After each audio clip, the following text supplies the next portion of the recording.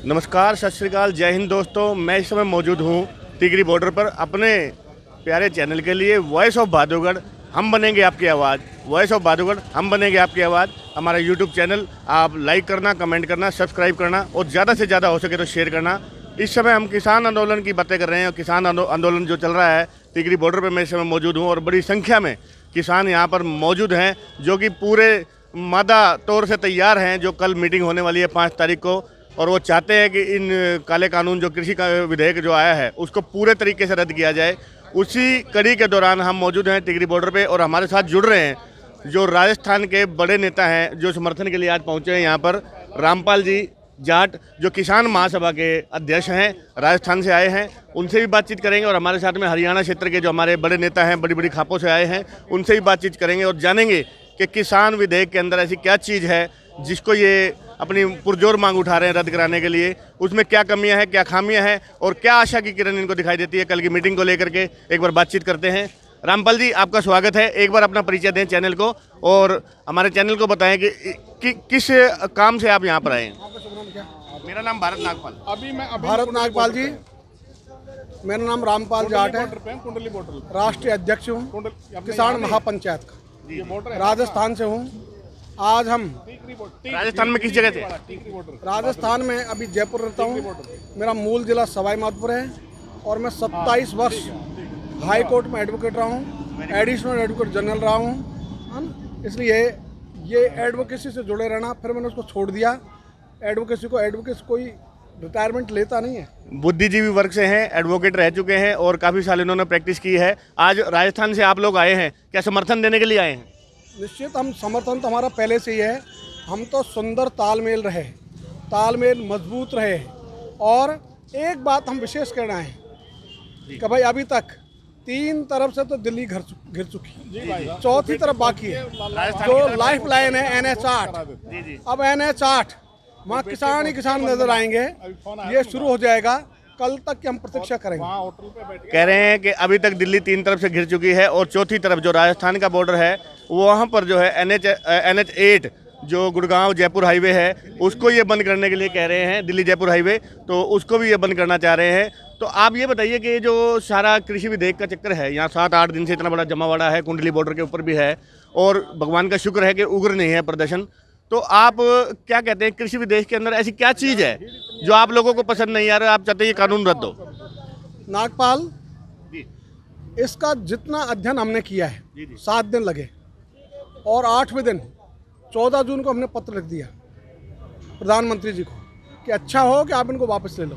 और उसमें हमने लिखा, पहली चीज़, ये कानून बड़े पूंजी वालों को कृषि उपजों का एकाधिकार सौंपने के लिए बनाए गए हैं। जब भी बात होती है कृषि विधेयक की, अडानी और अंबानियों का नाम बीच में कहाँ से, इसी वजह से आ जाता है क्या?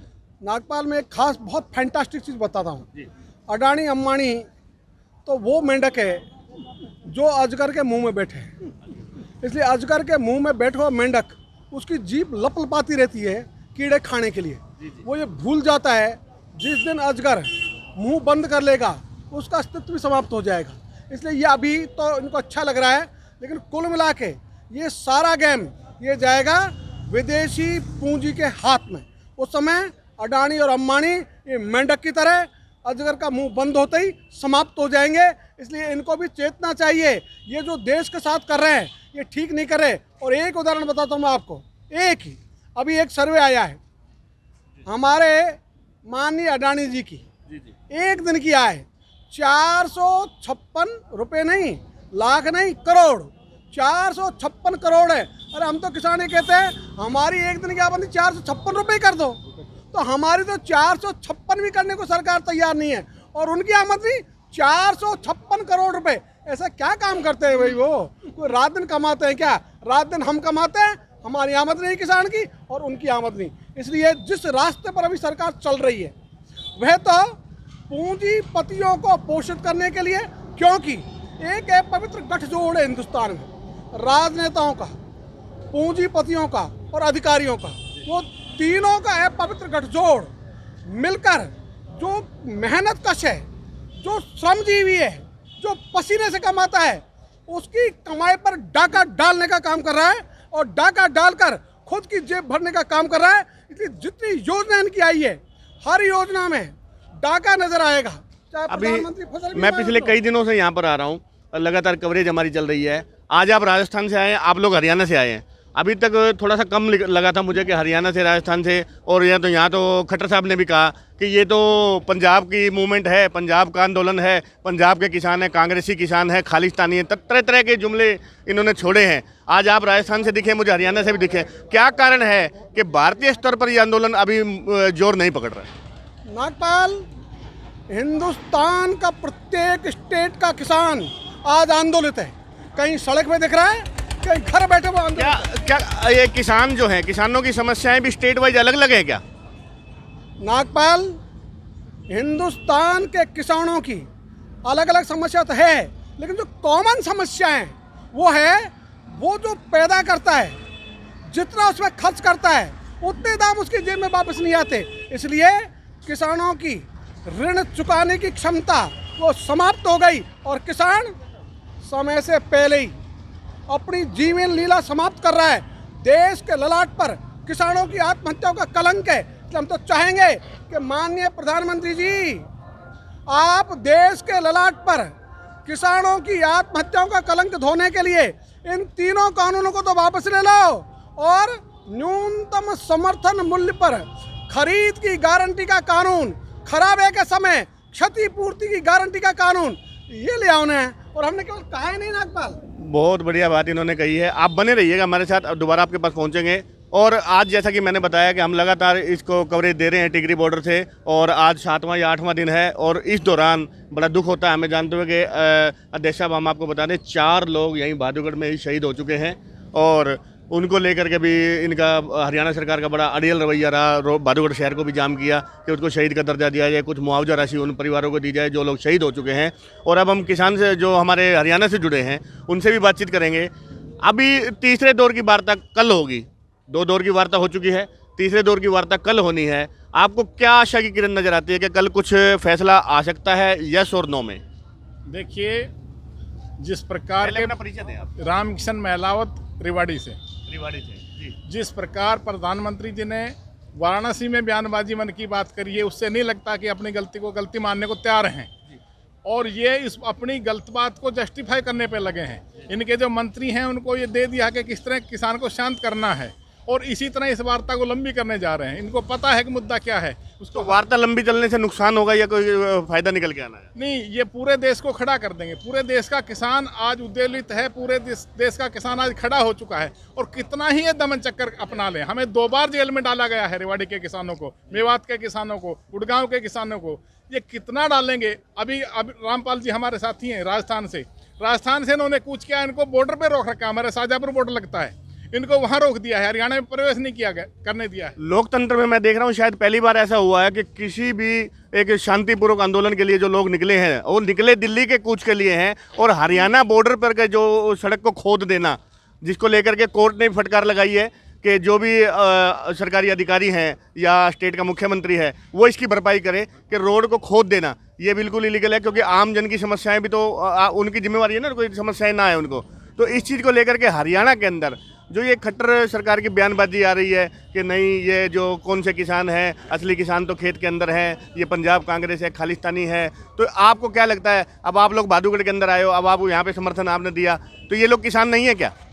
देखिए जी, मेरा नाम, पहले तो मेरा परिचय देता परिचय दे दें हूँ। आप। सत्यनारायण नेहरा खाप प्रधान हूँ मैं, नेहरा खाप से। और जो ये खट्टर सरकार या मोदी जी बयानबाजी दे रहे हैं, ये बिल्कुल गलत दे रहे हैं। ये तो कल ने हमको पाकिस्तानी बताएंगे, फिर अफगानिस्तानी बताएंगे। ये सब के सब जो यहाँ आए हुए किसान हैं, और सरकार ये जो गड्ढे रोड पे खोद रही है, ये हमारे लिए नहीं खोद रही। किसान तो पैदल चल देगा, ये अपने लिए आने वाले समय के लिए गड्ढे खोद रही है। सरकार ये चाहती है कि किसानों का दमन हो, जो गरीब आदमी तबका है, क्योंकि अंबानी अडानी बड़े बड़े पूंजीपतियों के हाथ में ये कृषि को देना चाहते हैं। तो ये सोचते हैं कि भाई खाली किसान मरे या मजदूर मरे। ना मजदूर मरेगा ना किसान मरेगा सिर्फ भाजपा सरकार जाएगी, मोदी सरकार जाएगी, बिल्कुल ख़त्म होगी। इसी तरह आज हमारे गुड़गांव में कुछ किसानों ने, हमारे भाइयों ने आंदोलन किया, उनको 50-60 किसानों को बिल्कुल अरेस्ट कर लिया गया है। जबकि एक तरफ सरकार कहती है कि हम अरेस्ट नहीं कर रहे किसी को। अभी हमारे कुछ साथी अरेस्ट कर रखे हैं। तो ये गड्ढे खोदने का काम है, ये अपने लिए कर रही है सरकार। और हिंदुस्तान का हर जाति का, हर धर्म का, सभी आदमी किसानों के साथ है, सभी किसान हैं। और आने वाले अभी कल की जो तीसरी दौर की वार्ता होगी उसमें फिर से बुलाया है सरकार ने आपको बीच में। आपको क्या उम्मीद की किरण नजर आती है कि कल लगता है आपको कुछ आपके हक में फैसला आता है या सरकार के हक में फैसला आता है? जो भी फैसला आता है उसके बाद आपकी रणनीति क्या रहेगी? देखिए जी, अगर सरकार हमारी बातें मांग नहीं मानती है तो पूरे हिंदुस्तान का किसान और उग्र होगा और ये जो आंदोलन है और ज़्यादा मजबूती प्रदान करेगा। और इस दिल्ली को जोड़ने के लिए सिर्फ एक ही रोड खुला हुआ है, NH8। कल तक हम प्रतीक्षा कर रहे हैं कि वो कुछ फैसला ले इस पे, किसानों के बारे में। तीनों काले कानून इनको वापसी ले। अगर नहीं लेती है तो दक्षिण हरियाणा के किसान और इधर से हमारे राजस्थान के भाई सभी मिलके मध्य प्रदेश साइड इस NH8 को बिल्कुल बंद कर देंगे। जैसा कि आपने देखा, कुल बात का निचोड़ निकल करके ये आ रहा है कि सभी दिल्ली की सीमाएं 3 तरफ से गिर चुकी हैं जो कि बंद चल रही हैं। और national highway 8 number Delhi Jaipur highway, जो ये कह रहे हैं कल की इनकी मीटिंग के पश्चात सरकार क्या फैसला लेती है उसको देख करके आगे की रणनीति ये बनाना चाह रहे हैं। और ये बता रहे हैं हो सकता है कि दिल्ली जयपुर हाईवे बंद हो जाए कल के बाद। तो अभी आपसे बात मैं करूँगा कि ये जो सारा आंदोलन आपने देखा, इस आंदोलन के अंदर कह रहे हैं कि ये तो जीन्स डाले हुए हैं, इतनी महंगी महंगी गाड़ियों में आए हुए, ये किसी एंगल से किसान नहीं लगते। क्या किसानों को आज भी सरकार यह मान के चलती है कि वो टूटी हुई चप्पल और कुर्ते पजामे और धोती में दिखाई देगा? अब भारत का किसान पढ़ा लिखा हो गया है, अपने जवान और युवाओं को पढ़ा करके अच्छी अच्छी नौकरियां दिला रहा है। आज उनकी गलत 1857 का किसान नहीं रह रहा है। अब मेहनत करके किसान ने इस देश को कितना ऊंचा उठाया है। आज दक्षिणी हरियाणा का किसान जब अंगड़ाई लेकर दिल्ली की तरफ चलता है तो उसको स्कूलों को जेल बना दिया इस सरकार ने। एक दफ़ा जय किसान आंदोलन के 70 किसान उस मोकड़वा स्कूल के अंदर खुली जेल बनाकर बंद कर दिए। हम और भाई सोना के अंदर, थाने के अंदर 18 घंटा वहाँ अरेस्ट रखे। और ऊपर से खट्टर ये कह रहा है कि हरियाणा का किसान तो जाग ही नहीं रहा, जबकि खट्टर इतनी जाति कर रहा है दक्षिणी हरियाणा के साथ। मैंने तो कभी पहली बार ही ऐसा देखा है। अभी जो किसान आंदोलन चल रहा है सारा, इस आंदोलन के अंदर अभी बहुत सी हमने यहाँ देखा जन सुविधाओं की कमी है। हम पहले दिन आए थे तो कुछ भी नहीं था यहाँ पे। लोग हमारे से पूछ रहे थे कि महिलाएं हमारे साथ में आई हैं तो उनको टॉयलेट की प्रॉब्लम है, पीने की पानी की प्रॉब्लम है। जो लोकल हमारे यहाँ के विधायक थे, पूर्व विधायक थे, उन लोगों ने भी आकर के यहाँ समर्थन दिया, उनको आश्वासन दिया कि भाई हम आपको यहाँ पानी का टैंकर प्रोवाइड कराएंगे अपने लेवल के ऊपर। अब आप यहाँ देख रहे हैं, एक तो सफाई व्यवस्था देखिए। अगर शायद कोई आंदोलन मैंने ऐसा देखा हो जीवन के अंदर कि इस आंदोलन में मैंने ये खास चीज़ देखी, ये लोग खुद सफाई कर रहे हैं। इतनी बड़ी भीड़ यहाँ पर जुटने के बावजूद भी कहीं भी गंदगी नज़र नहीं आ रही। आपको क्या लगता है जन सुविधाओं का यहाँ पर क्या इंतजाम है? नहीं, हम कहीं भी देख रहे हैं कि जन सुविधाएं यहाँ मुकम्मल तौर पर नहीं रखी। अपना परिचय दे दें। मैं नवीन सोलोत, बावल से किसान युवा नेता। हम देख रहे हैं कि यहाँ किसान भाई हैं वो स्वच्छ भारत का प्रमाण देते हुए अपने आप खुद सफाई कर रहे हैं। और जन सुविधाओं का आप देखिए कि औरतों के लिए भी यहाँ टॉयलेट मुहैया नहीं करवाए गए हैं। इसमें सरकार की मंशा है कि किसी न किसी तरह से ये वापस लौट जाएं, लेकिन ऐसा नहीं है। किसान मजबूती के साथ खड़ा हुआ है। सरकार की दमनकारी नीति है जो चाहते हैं कि इनको ऐसे योग रहे लोकल लोगों द्वारा भी और इनको किसी भी तरीके से तोड़ा जाए, इनको जन सुविधाएं उपलब्ध ना हो ताकि ये ज़्यादा से ज़्यादा छटपटाहट के साथ में इनका आंदोलन कहीं ना कहीं टूट जाए। जी बिल्कुल बिल्कुल, आप ये बात सही कह रहे हैं कि ये जितनी भी असुविधा पैदा करना चाह रहे हैं वो कर सकते हैं, उतनी ये कर रहे हैं। और इनका एक ही मोटिव है कि किसान किसी तरह से दिल्ली से वापस लौट जाए। अच्छा, मैं आपने एक सवाल किया था कि ये लोग कह रहे हैं कि जो सूट बूट में आ रहे हैं और जींस पहन के आ रहे हैं वो किसान नहीं है। तो मैं इन सब से एक ही बात कहना चाह रहा हूँ कि किसानों ने अपनी मेहनत से कमाया है, ये सब मेहनत से कमा के ये सूट बूट पहन रहे हैं, आज गाड़ियों में आ रहे हैं। तो अब अगर आप इन सूट बूट पहने हुए लोगों को आप किसान नहीं मानते तो भाई बटेऊ मान लो। फिर बटेऊ तो आ सकता है ना सूट बूट पहन के, वे दिल्ली वाले बटेऊ मान लो। फिर पहले भी एक हमारे हरियाणा में लोकप्रिय कलाकार आए थे केडी, तो उन्होंने भी यही बात की कि लोगों ने एक माइंडसेट सेट किया हुआ है कि अगर किसान होगा तो उसकी दुर्दशा होगी। इसका मतलब किसी भी पार्टी की सरकार ने किसानों का भला नहीं चाहा। 70 साल देश को आज़ाद हुए हो गए, उससे ऊपर तो आज भी वो किसान को देखते हैं तो सोचते हैं कि वो टूटी हुई चप्पल और धोती कुर्ते फटे हुए मिलेगा। वाह, ये चाहते हैं कि किसान हमेशा टूटी जूती और फटी धोती में इनको दिखाई देना चाहिए।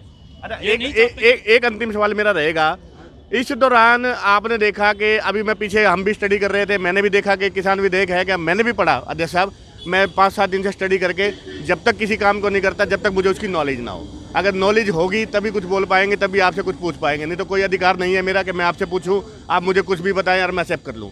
अभी उस दौरान में मैंने देखा कि ये जो नेशनल चैनल हैं जिनको अब लोग गोदी मीडिया करार दे रहे हैं, मोदी मीडिया करार दे रहे हैं, उसमें आप लोगों की कवरेज कहीं भी नहीं दिखाई। वहाँ पे चल रहा है वो बनारस में लाइव चल रहा है, एक लेजर शो चल रहा है, उस लेजर शो को कवरेज कर रहे हैं। वो वैक्सीन ढूंढने गए हैं, बनाने गए हैं, क्या अभी उनको वैक्सीन का समय मिला था बनाने के लिए? उसमें आप लोगों को क्या लगता है जो हमारे जैसा सोशल मीडिया के जो चैनल हैं, अगर वो नहीं होते आज उनकी अहमियत बाहर निकल के आई है? तो ये एक पर्सनल सवाल मैं आप लोगों से पूछ रहा हूँ। उन्होंने इस चीज़ को सीन को बड़ा क्लियर किया, इतने बड़े जो चैनल थे उन्होंने नहीं चलाया इन खबरों को, और यहाँ पे बहिष्कार भी कर दिया था। मैं उस दिन यहीं पे था, जी न्यूज़, ABP न्यूज़, आज तक वालों को इन्होंने चढ़ने भी नहीं दिया। बोले आप गोदी मीडिया, आपको हम इंटरव्यू नहीं देंगे। हम जो सोशल हमारे पत्रकार हैं जो सोशल मीडिया पे उपलब्ध हैं, यूट्यूब चैनल हैं, उन्होंने पूरी पिक्चर को क्लियर किया है। उसके बारे में आप क्या कहना चाहेंगे अध्यक्ष साहब? नागपाल, मैं सबसे पहले आप सारे सोशल मीडिया वालों को हृदय से धन्यवाद ज्ञापित करना चाहूँगा। बहुत बहुत कि धन्यवाद। आप लोगों ने इस आंदोलन को ताकत दी है, और यदि आप लोग नहीं होते तो शायद जो नेशनल मीडिया थोड़ा बहुत मजबूरी में दिखा रहा है वो भी दिखाता नहीं, वो उनके गीत गाते रहता और केवल उनके गुणगान में, उनके ढोल बजाने में वो व्यस्त रहता। लेकिन आप लोगों ने इस मिथक को तोड़ा और देश के मीडिया को सही लाइन पर लाने के लिए आप लोगों ने विवश किया। नागपाल, पुनः हम दिन रात आप लोगों के साथ में चल रहे हैं, और हमारे जैसे दिन रात आप लोगों के साथ में खड़े हैं। मैं भादुगढ़ वासी हूँ, और भादुगढ़ वासी होने के नाते हमारे और भी युवा साथी हैं यहाँ पे। अभी यहाँ 10 कदम पे ही भंडारा चल रहा है, हमारे मोहित नंबरदार हैं युवा साथी, वो दिन रात यहाँ पे बड़े हैं, और सुबह शाम दिन रात खाना यहाँ पे बनता है आपकी सेवा के लिए हैं। जो गैस सिलेंडर की सप्लाई थी, या पानी की, और या जो भी फलों की सेवा है, दूध की सेवा है, सब्जी मंडी से हमारे युवा साथी 6000 किलो सब्जी डेली शाम को लेकर के आ जाते हैं यहाँ पर। तो बहुत तरीके से सहयोग यहाँ पे हमारा शहर कर रहा है। तो एक सोशल मीडिया में कमी भी होती है, कुछ फ़ायदे हैं, कुछ नुकसान है। अब नुकसान के तौर पे अगर आप देखेंगे तो सोशल मीडिया पे कुछ भी चीज़ बनाई बड़ी जल्दी हाइप हो जाती है। कंगना रनौत ने बयान दे दिया कि ये अम्मा 100 रुपये में वहाँ भी थी, आपके शाहीन बाग के अंदर देखो, ये यहाँ भी आंदोलन में है। तो उसकी जो बखिया उधड़ी पंजाब की वो महिला थी, उन्होंने हाई कोर्ट में जाने का भी मन बना लिया उनके खिलाफ मानहानि के दावा के लिए कि वो बुजुर्ग महिला है, उसको कुछ भी लोग कह देते हैं। तो ये जो सच्चाई निकल के आती है सोशल मीडिया में, हम पूरी कोशिश कर रहे हैं दिन रात। आप लोग जो तकलीफ उठा रहे हैं, अगर कोई भी इंसान अपने घर को छोड़ के यहाँ पे रात को रह रहा है, इतनी ठंडी रातें होती है, रात को हम आते हैं, तो कोई ना कोई कारण तो जरूर उसके पीछे रहा होगा, और उसमें सोशल मीडिया की भूमिका आप क्या देखें? जी, मैं ये कहता हूँ कि आज का युवा जो है वो सोशल मीडिया से प्रभावित है, और पूर्ण रूप से वो आज टीवी देखना बंद कर दिया है, क्योंकि नेशनल चैनल जो है निराधार झूठ दिखाते हैं। और आज का जो युवा है वो मोबाइल से और सोशल मीडिया से बिल्कुल जुड़ा हुआ है। इसमें सोशल मीडिया की अहम भूमिका बनती है इस किसान आंदोलन को खड़ा करने में। आप सभी सोशल मीडिया न्यूज़ चैनलों को मैं तहे दिल से धन्यवाद देता हूँ। मजेदार बजा दो जो हमारा हौसला बढ़े। तहे दिल से क्योंकि मैं आपको बता दूं अध्यक्ष साहब, मैं आपको बता दूं, सोशल मीडिया में हमारा कोई मकसद ऐसा पैसा कमाने का नहीं होता, और इसमें कुछ ऐसा पैसा नहीं मिलता। अगर हम झूठ बोलें और आंदोलन के अगर कुछ तोड़ मरोड़ के कुछ तस्वीर को पेश करें, तो मोटी मोटी तनख्वाह ये राष्ट्रीय जो पत्रकार हैं, राष्ट्रीय अखबार हैं, राष्ट्रीय चैनल्स हैं, उनमें हमारे को मिलता है। पर हम लोग सिर्फ सच्चाई के रूबरू जाना चाहते हैं, इसलिए हम आप लोगों के बीच में रहते हैं। और इसमें आप लोगों का प्रोत्साहन जो होता है हमारा, आप लोग जो सहयोग करते हैं और आप लोग जो इस चैनल को आगे बढ़ाते हैं, वही हमारी खुराक होती है। आप लोगों से बात करके बहुत अच्छा लगा, मुझे बहुत बहुत धन्यवाद आपको देना चाहता हूँ। जय हिंद, जय भारत। बढ़िया, इसी तरह सच्चाई को जिंदा रखने